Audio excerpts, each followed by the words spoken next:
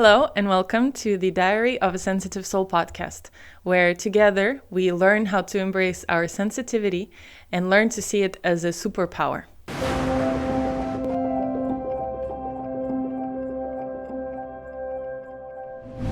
My name is Anna. This is my first episode. I've never done a podcast before, so there's many things that can go wrong, but I hope that they don't. Yes, this podcast is going to be all about talking about what is the experience of living as a highly sensitive person, our trials, our tribulations, but also how to really learn how to live with it, how to embrace it, how to find the strength that is truly within this personality type or this sensibility that we have. My motivation behind starting this podcast started from simply not finding that many people out there that speak about this, and generally not having that many people in my personal life around me that would consider themselves or call themselves a highly sensitive person. I think it took me a long time to get to a place where, first of all, I learned that I am a highly sensitive person, that I guess I was able to put a name to the things that I was experiencing throughout my young adult life, which I'll get to a little bit later, but also to really see that it's actually not a negative thing. I think that in this world that we live in, which is, pushes forward people who just have a lot of qualities that I guess a sensitive person just inherently wouldn't have, or would kind of almost find to be the opposite of what they are. So I think a lot of time, I think in this world we can kind of feel like, the cards are stacked against us a little bit. But it doesn't have to be that way. And the beauty of us as people being so different is that, there is something that a highly sensitive person can bring to this world, to their environment, to the people around them, to their workplace, etc., that just a person who is not would never be able to. And I think that's what's beautiful about it. And I think that's why, for me growing up, I just thought I was always weird. I thought I was always different for being this way. And I thought something was wrong with me. And I felt like there was never enough content or information out there for me to kind of identify that, okay, nothing is wrong with you. There are more people like you. I think there is such power in that, in knowing that there are more people like us. There are people who experience things on such a deep level that just certain people will not be able to understand. And I think that's what's the beauty in it. So that's just, I guess, a short introduction to what this podcast is going to be about and what you can expect from it. And today, what we're going to mainly focus on is to kind of give an introduction about what it actually means to be a highly sensitive person, and a bit of my experience as well. So how I found out that I'm a highly sensitive person, sort of like the signs that I could see pretty early on in my life, and some experiences that I found myself in that, now looking back, I know I would maybe do things a little bit differently. I would maybe act in a different way. So I just want to preface that I'm certainly not a master on this topic. I am simply just a walking, talking example of a highly sensitive person. And I'm just going to aim to share my experiences and life lessons that I learn along the way. But I do want to emphasize that I still am very much learning. I don't want to claim to be a person who can give you advice, who can teach you about something, because I am still constantly learning as I walk through life. But my hope is that we can create a beautiful community on here of highly sensitive people, of people who just really feel on a deep level, and that we can find comfort in knowing that there are more people like us who understand us, and really build a beautiful community out of people who just see the beauty in things, in little tiny things, and learn more about it together and help each other as well. Without further ado, I'm going to first of all talk about, okay, what is a highly sensitive person? I think, I don't know about you, but I think that when I first hear the term highly sensitive person, well, highly, I think in this sense can be sort of misinterpreted or interpreted as a negative thing, right? Like highly, it's something extra. If you ask me, if you ask my personal opinion, I think it's an awesome thing. But I think it's important sort of to put a concrete definition to what is a highly sensitive person. Okay, so not just to make these things up or pretend like I know what I'm talking about, I'm going to read a definition here from a psychologist regarding what is an actual definition of a highly sensitive person. So the definition is, it's a neurodivergent individual who is thought to have an increased or deeper central nervous system sensitivity to physical, emotional, or social stimuli. Some refer to this as having sensory processing sensitivity, or SPS for short. While highly sensitive people are sometimes negatively described as being too sensitive, it is a personality trait that brings both strengths and challenges. So a pretty good summary, I would say. I guess the first kind of way for you to know and recognize that you're a highly sensitive person, if you don't know that yet, is to sort of pay attention to this. If you have higher sensitivity to stimuli, I should say, that can, show itself in many different ways. So one example can be that you just feel really overwhelmed after, just an average amount of time being in a social setting, being around lots of people can be very overwhelming for you. In terms of sounds, if you hear like a really loud car passing by, that's my case, certainly.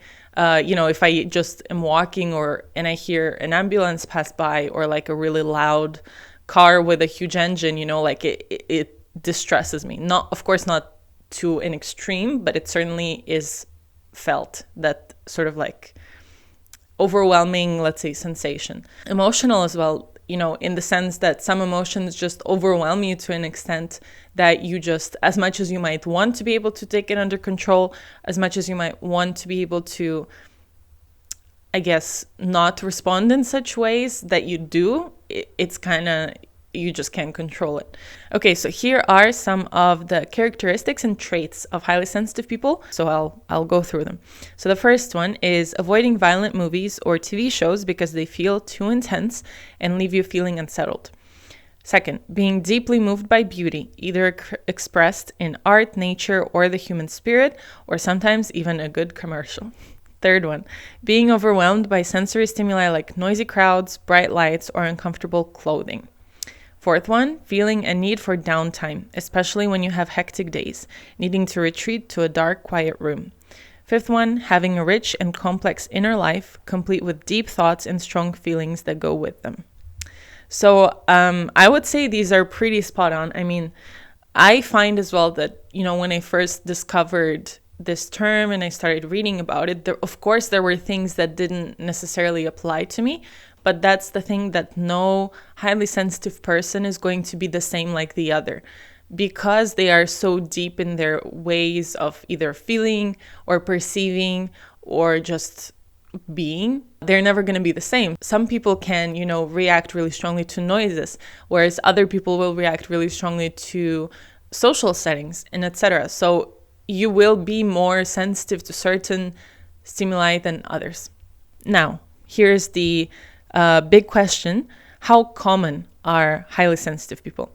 So highly sensitive people are thought to make up roughly 20% of the general population. So it's not a lot, but it also is not that little, which is an awesome thing because, we are out there.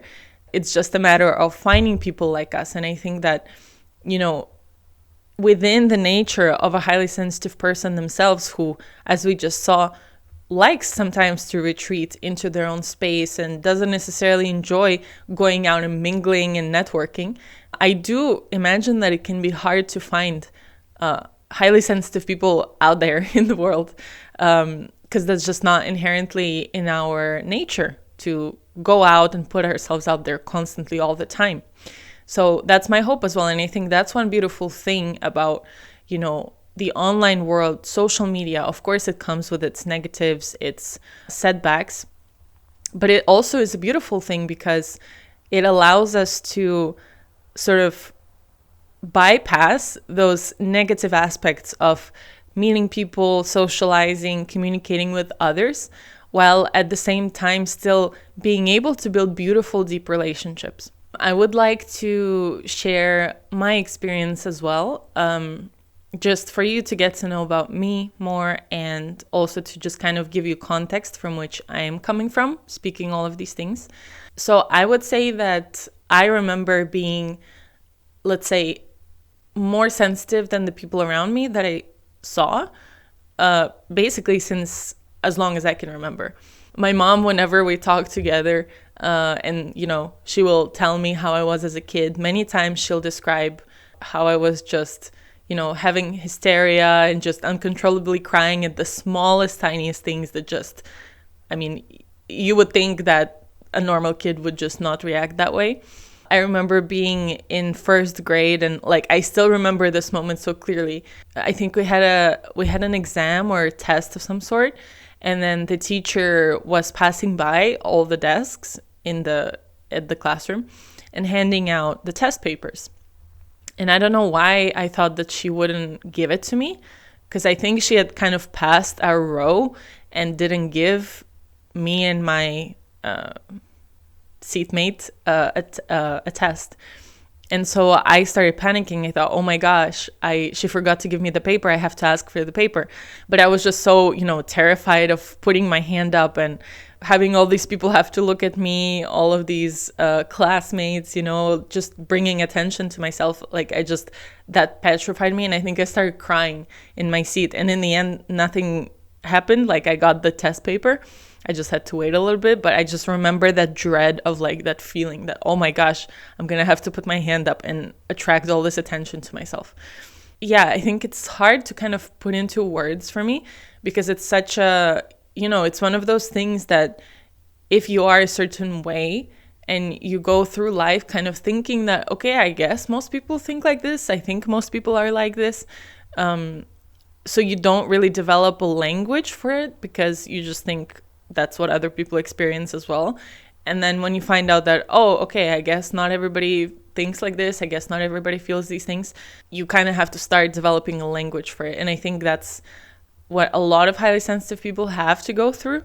But it's also a beautiful thing, because when you can learn to describe something, that also gives you the language, that gives you the power to express your experience and help those around you that might not be in that place, that might just not have those same sensibilities that you have, but still want to understand you, still want to learn how to really,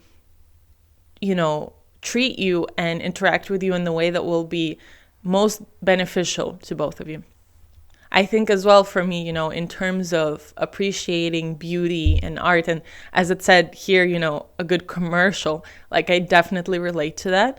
I think that for me, whether it be music or whether it be, I don't know, movies or even some short movies that are produced on YouTube, or just a really good book, those things really leave a lasting impact on you. And I'm sure that's with everybody. But I do think that there is kind of this extra level of just appreciation for what humans are capable of, and how beautiful is the idea that from nothing, something can be created. I think I've always been drawn to creating something. And that's also partially why I'm doing this now.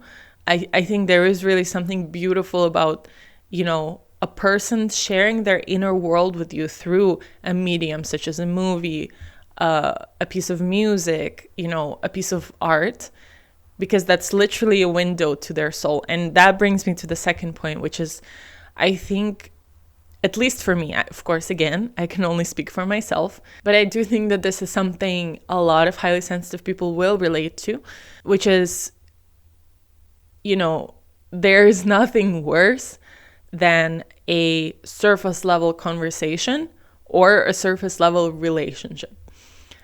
I can't think of many more things than that just instantly make me disinterested and just cause a really not nice feeling inside. I've gotten to a stage in my life where every relationship that I have is a relationship that, to a large extent, brings value to my life. And of course, who would have relationships in their life that don't bring them anything?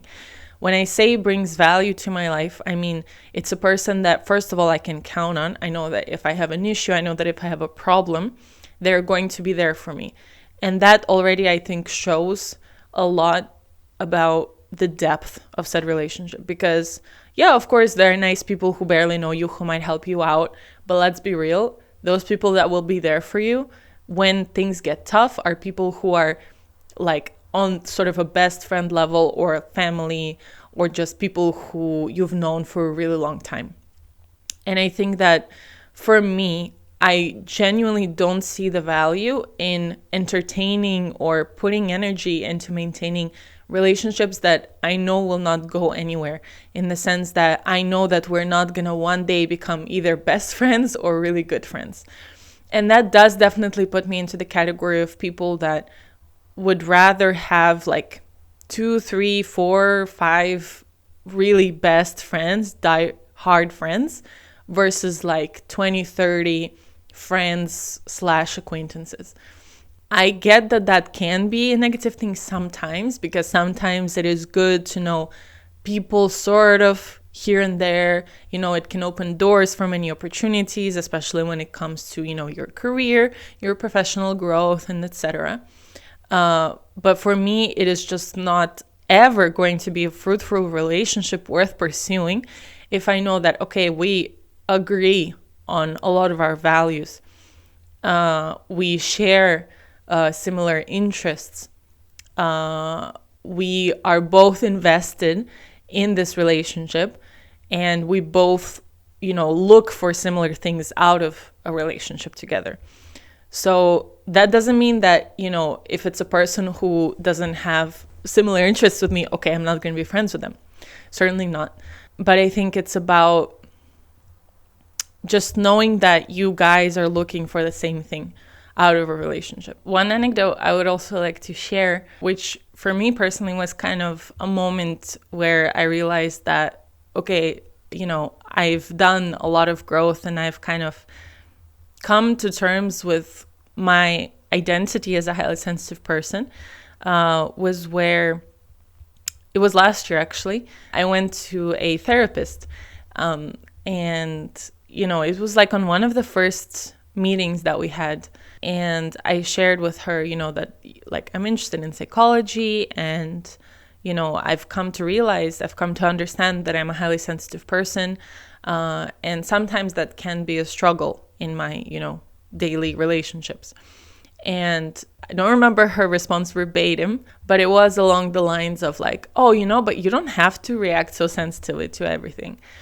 And, well, long story short, she did not stay my therapist.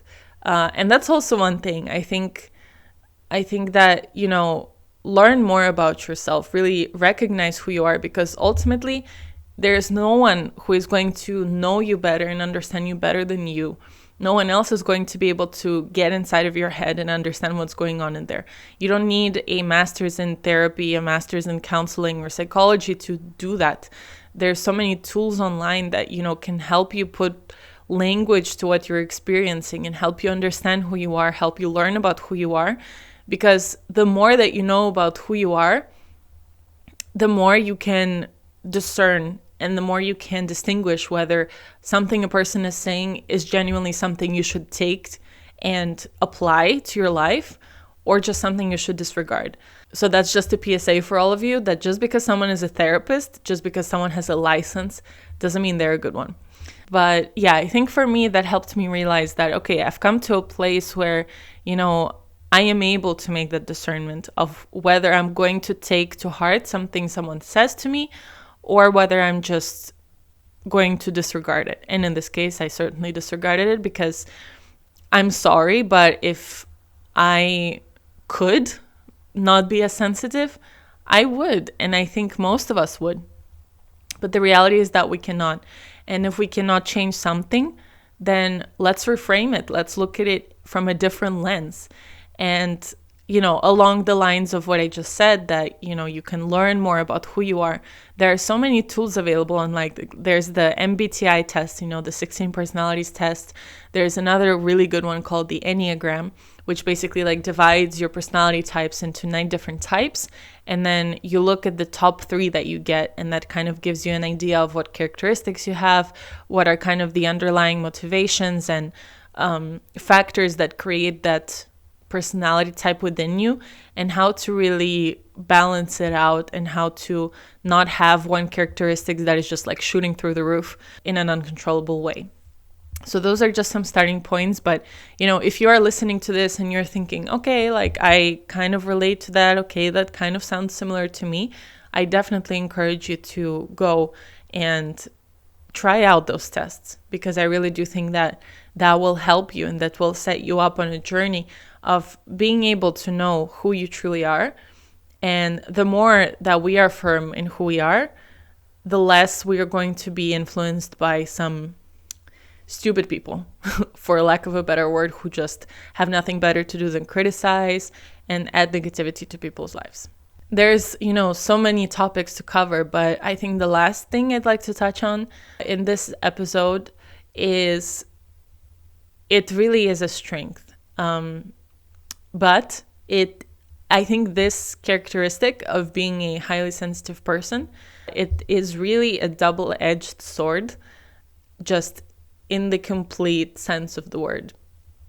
I think it's a double-edged sword in a way that it's a really great thing for people around you, because a highly sensitive person is in essence someone who feels things really deeply, and with that is also able to really empathize.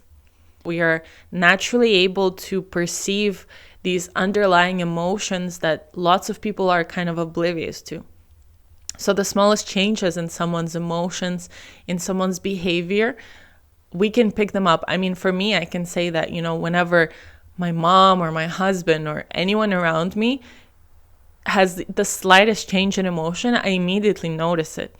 And many times even they themselves don't notice it, because they're just not as in touch with their emotions, and they're not so attuned to these things. So that is great for people around you, because imagine that you are spending time with someone, and then, you have a sad thought that pops up in your head. And then this person, who is a highly sensitive person, asks you, oh, are you okay? It feels like, something changed. Are you all right? I mean, who wouldn't feel nice from that? Who wouldn't appreciate that? Like, wow, this person cares so much about me. This person notices so many things about me. That's awesome. So I think it's a gift to people around, but it can be a painful thing to have as being the carrier of this high sensitivity. And I think that there is a lot of work that a highly sensitive person needs to do within themselves to be in a place where they can share this amazing gift with people around them, but at the same time not be taken advantage of because they have it. One thing that I also kind of learned the hard way, and I think a lot of us learn the hard way, as we are growing up, as we are reaching into adulthood, is that not everybody is going to reciprocate your kindness. Not everybody is going to appreciate your kindness, and some people will even misuse it and use it to walk all over you. And I think that those are valuable lessons. They're certainly not nice and they're certainly not pleasant, but I think that they're necessary in some way. And, I can certainly remember many examples growing up in high school and middle school where, I felt like, okay, I'm giving this person everything. Like, I love them. I care about them, I want to be there for them. I'm literally like being the best friend that I can possibly be to them. And they just didn't appreciate that. And, with time, that really did evolve into resentment. And eventually, the relationship ended because of it. Because as much as we maybe are not conscious at a certain time of what's going on, emotions are still there, and sooner or later, they're going to make themselves known. And I think that it's important as highly sensitive people to really be careful about who we let inside of our inner circle, who we let inside to that sensitive, beautiful part of ourselves, and to whom we choose to give that, let's say, the access to that sensitivity. Yes, it does sound harsh, because I think in the perfect world, we would like to just give it to everybody freely, because it is in a sense telling yourself, okay, this is how I am, but I don't want to give that just yet. So you are kind of blocking off some of you, I guess you could say. But at the end of the day, it is something that will prevent you from reaching that point where you are just going to reach that boiling point and just say, screw this, I don't need this, I don't want to be sensitive anymore. And you're just going to shut off and become like a, resentful robot that hates everything and everyone. I don't want anybody to reach that point, which is why I'm saying that, it's much easier to prevent than to treat once it comes. So with that, I think, again, I have reached the point where I'm not going to be rude to anybody. Please, I want to make it clear that being protective of your inner space, of your inner world, of your sensitivity does not mean being rude or being a jerk to people. There is a sort of art that you learn being a highly sensitive person in kind of operating from this little bit surface kind of level way. I'm not sure if I'm going to explain it well, but let's say if I'm just having a conversation with my coworker, or if I'm having a conversation with, I don't know, someone that, I just know that it's going to be a very sort of general surface level conversation. I'm not going to go into that conversation with my heart on my sleeve, ready to pour out my heart to them, different scenarios and different conversations and different depths of relationships require different levels of investment from us. And I think that's what I'm getting at, is that, choose into who you're going to invest. Don't invest blindly. Just like how when you're doing financial investing, you don't just invest blindly. You don't invest into everything. You spend the time to find out, okay, is this a reliable stock to invest in? Can I do this? Is it going to, give me the profit that I'm looking for?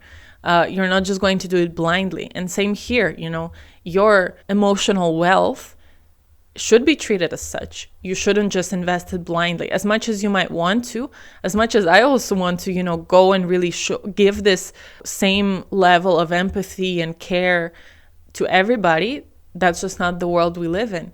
At the end of the day, you have to look out for yourself. You have to protect this inner world that you have. So that is, I guess, the biggest advice I can give you today, is that choose into who you invest. Spend time getting to know a person before you open up your heart, before you get to that extra level that you are capable of with them. See if they are having the right intentions, if they have the same goal in terms of the relationship. In order for us as highly sensitive people to maintain this gift that ultimately we are giving to this world around us, we have to first learn to protect it.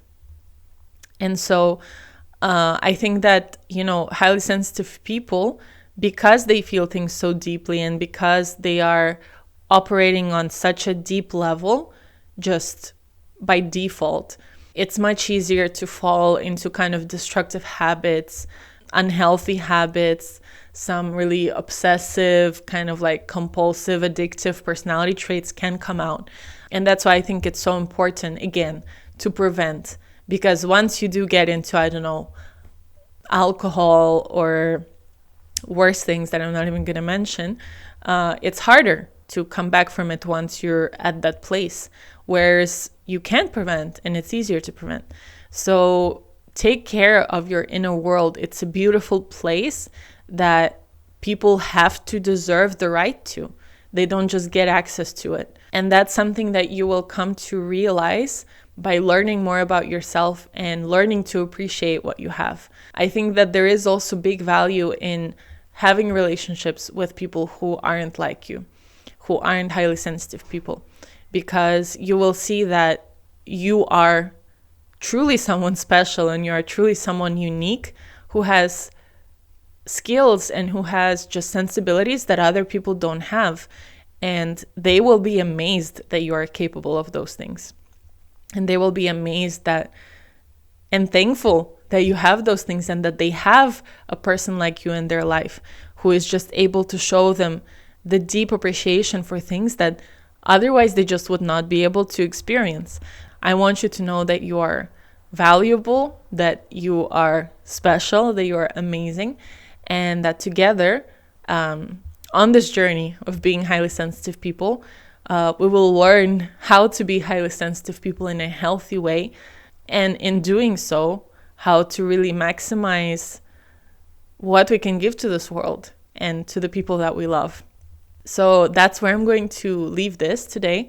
I hope you enjoyed this podcast. I hope that it was informative. I hope that it was at least a little bit helpful. If you have any questions, if you have any requests, what you'd like to listen about or hear about next time, please let me know. I will see you in the next episode. Bye.